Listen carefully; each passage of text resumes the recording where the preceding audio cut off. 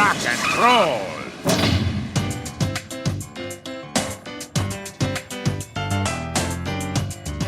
It's Matt from the Nintendo team with the video review of Wario Land Shake It from Nintendo, a 2D platformer that harkens back to those classics of old but retains enough new to keep us all interested. Yeah, I gotta warn you, I'm probably gonna be saying Wario randomly throughout this review just because it's a whole lot of fun for me and, simple pleasures. Yeah. But let's get to the game itself.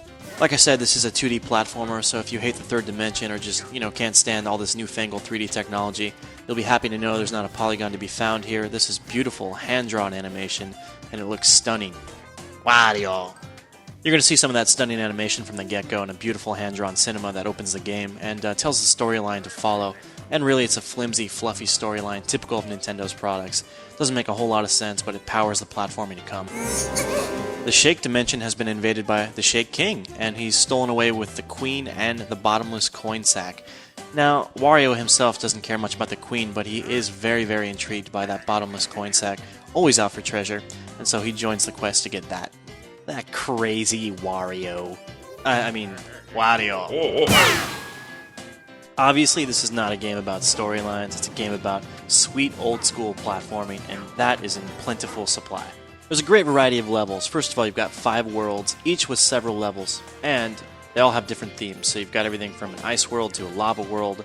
You've got forests and jungles. You've got themed stuff like westerns. And you've got sky levels. And you even have really cool like underwater submarine levels. And it's all really nicely done. Very, very varied in design. And topping that all off, you've got a variety of boss fights.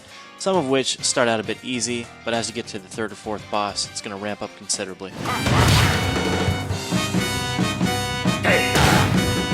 One concern you might have is that the game is seemingly a bit short. Like I said, 5 worlds with several levels apiece. You can probably bust through the adventure in about 5 hours, maybe even less, but that will get you to the sort of quote-unquote end.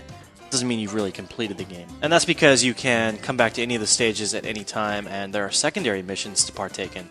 And I think these really separate the men from the boys in the same way collecting 120 stars in Galaxy did.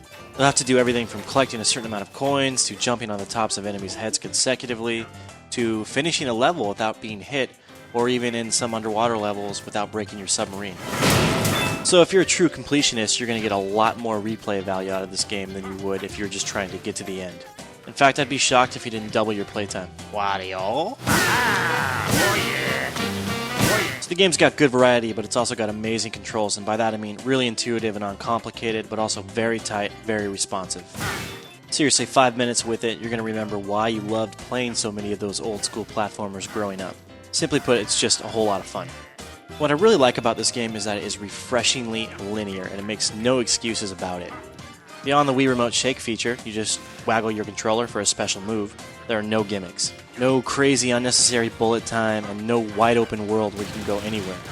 And I think what this really affords Nintendo to do is create very specialized, very well designed, very clever, albeit admittedly very straightforward stages. There's more depth to these stages than initially meets the eye too, because you do get to the end and you have to turn around and run back to a countdown timer.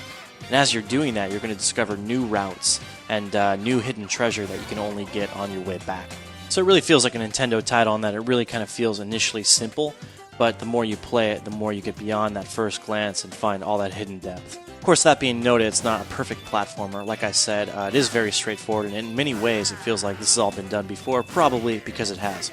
It's not a very innovative game, but it is at least a very polished one.